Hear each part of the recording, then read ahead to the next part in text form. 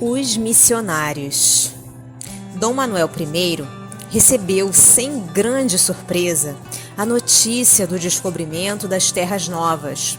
Seu espírito se achava voltado para os tesouros inesgotáveis das Índias, que faziam da Lisboa daquele tempo uma das mais poderosas cidades marítimas da Europa. Contudo, o êxito do Capitão Mor provocou um largo movimento de curiosidade no círculo dos navegadores portugueses. Quase todas as expedições que se dirigiam aos régulos da Ásia tocavam nos portos vastos de Vera Cruz, cujo nordeste já centralizava as atenções dos comerciantes franceses, que aí se abasteciam de vastas provisões de pau-brasil. Geralmente, as caravelas lusitanas que demandavam Calicut traziam consigo grande número de exilados e de aventureiros. Muitos deles foram abandonados no extenso litoral do país inexplorado e desconhecido, ao influxo das inspirações do mundo invisível. Essas criaturas vinham como batedores humildes à frente dos trabalhadores que, mais tarde, chegariam às terras novas. A situação oficial perdurava com a indiferença do monarca, distraído pelas suas conquistas no Oriente. Mas, entre as autoridades administrativas do reino, comentava-se a questão da nova colônia abandonada aos exploradores franceses e espanhóis. Compelido pela opinião do seu tempo, Dom Manuel providencia as primeiras expedições oficiais a fim de que se colocasse nas suas praias extensas o sinal das armas portuguesas. Prepara-se a expedição de Gonçalo Coelho, que, além de alguns cosmógrafos notáveis, levava consigo Américo Vespúcio, famoso na história americana pelas suas cartas acerca do Novo Mundo, nas quais, infelizmente, reside grande percentagem de literatura e de pretensiosa imaginação. Chegando ao litoral baiano, Gonçalo Coelho organiza a Feitoria de Santa Cruz, primeiro núcleo da civilização ocidental nas plagas brasileiras. O nome do país é agora Terra de Santa Cruz, pelo qual se faz conhecido nos documentos da metrópole. Depois de graves incidentes, nos quais Vespúcio se entrega a aventuras pelo interior da colônia, sedento de posição e de glória, o expedicionário português, pobre de possibilidades e com raros companheiros, lança Marcos de Portugal ao longo de toda a costa brasileira. Uma das emoções mais gratas ao seu espírito é o quadro maravilhoso da Baía de Guanabara, julgando-se no estuário de um rio esplêndido, denomina Rio de Janeiro, o local, em virtude de se encontrar ali nos primeiros dias do primeiro mês do ano. No sítio encantado, instala uma nova feitoria, a da Carioca, da qual não ficaram largos vestígios, passando aí meses a fio a retemperar suas energias em contacto com a paisagem magnífica. Prossegue na sua tarefa de reconhecimento e volta depois à metrópole, sem conseguir interessar o monarca no que se referia à exploração da Terra Nova. Limitou-se o rei português a permitir o estabelecimento de feiras de pau-brasil na colônia longínqua, facultou aos elementos estrangeiros o mais largo desenvolvimento de comércio com os indígenas da região litorânea. De Portugal, somente aportavam no Brasil, de vez em quando, alguns aventureiros e degredados, obedecendo a um apelo inexplicável e desconhecido. Foi aproximadamente por essa época que Ismael reuniu em grande assembleia os seus colaboradores mais devotados, com o objetivo de instituir um programa para as suas atividades espirituais na terra de Santa Cruz. "Irmãos", exclamou ele no seio da multidão de companheiros abnegados, "plantamos aqui, sob o olhar misericordioso de Jesus, a sua bandeira de paz e de perdão. Todo um campo de trabalho se desdobra às nossas vistas. Precisamos de colaboradores devotados, que não temam a luta e o sacrifício.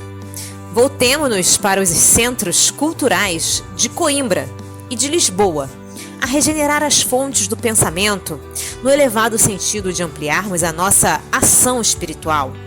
Alguns de vós ficareis em Portugal, mantendo de pé os elementos protetores dos nossos trabalhos, e a maioria terá de envergar o São Benito humilde dos missionários penitentes, para levar o amor de Deus aos sertões ínvios e carecidos de todo conforto.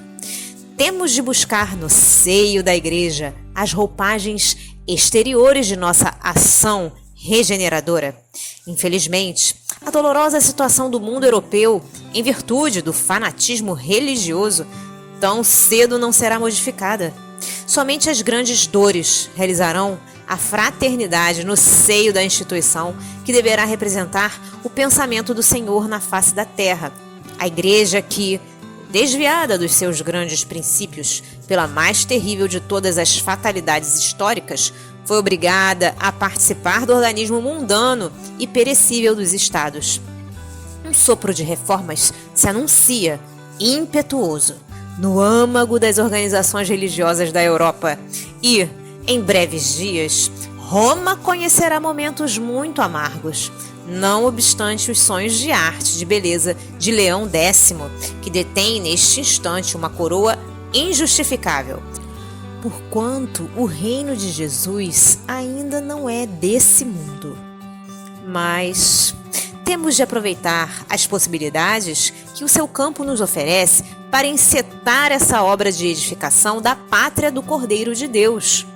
Pregareis, em Portugal, a verdade e o desprendimento das riquezas terrestres e trabalhareis, sob a minha direção, nas florestas imensas de Santa Cruz, arrebanhando as almas para o único pastor.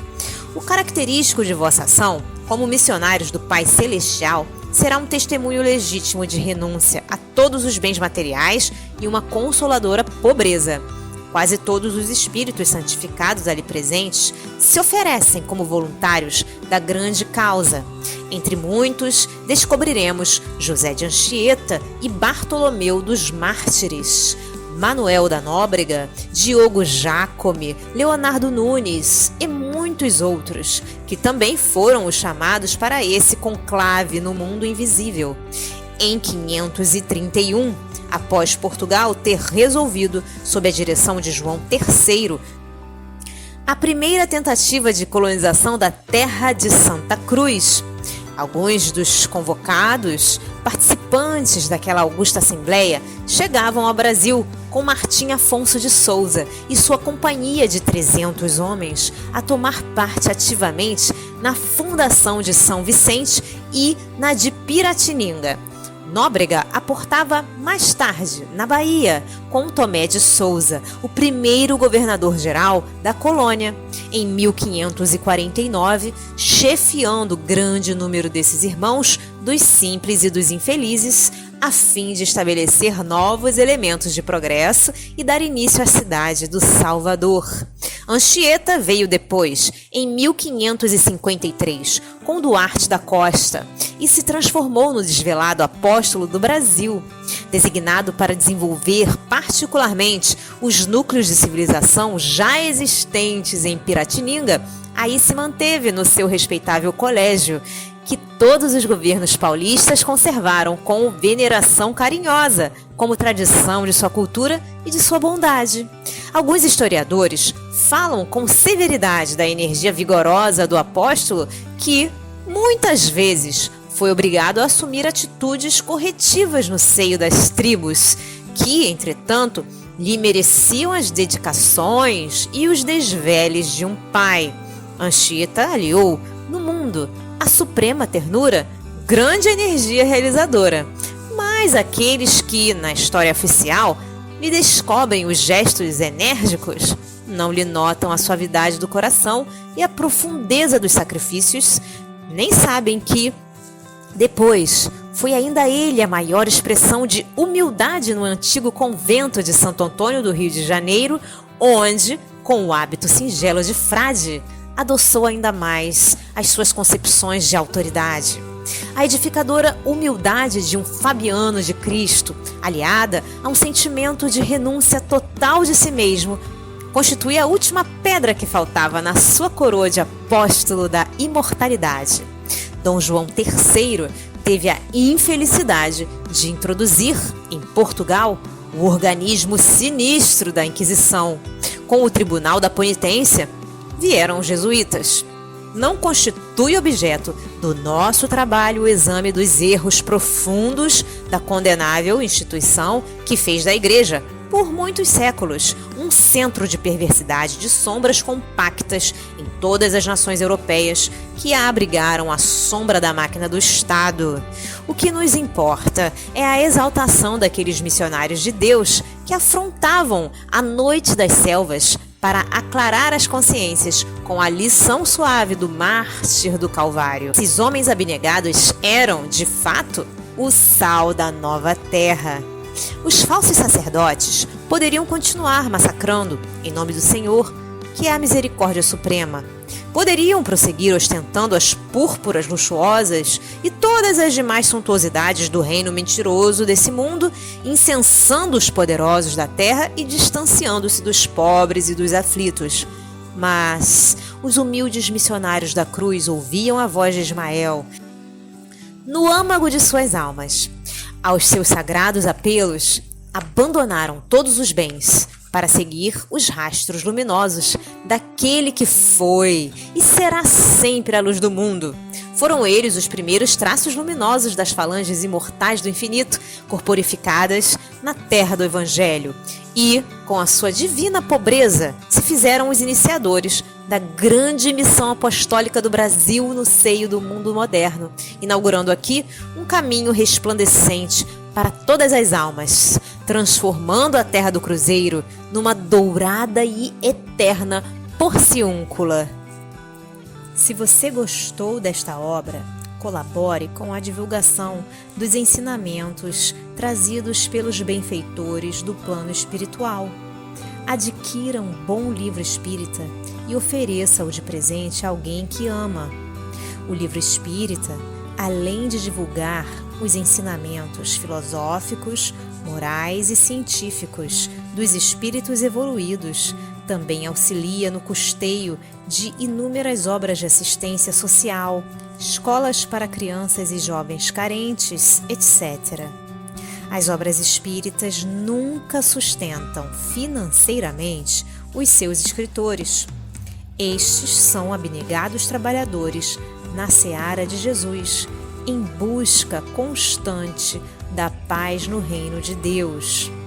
Adaptação do texto do Espírito Irmão W. Porque nós somos cooperadores de Deus. Paulo, primeira Epístola aos Coríntios, capítulo 3, versículo 9.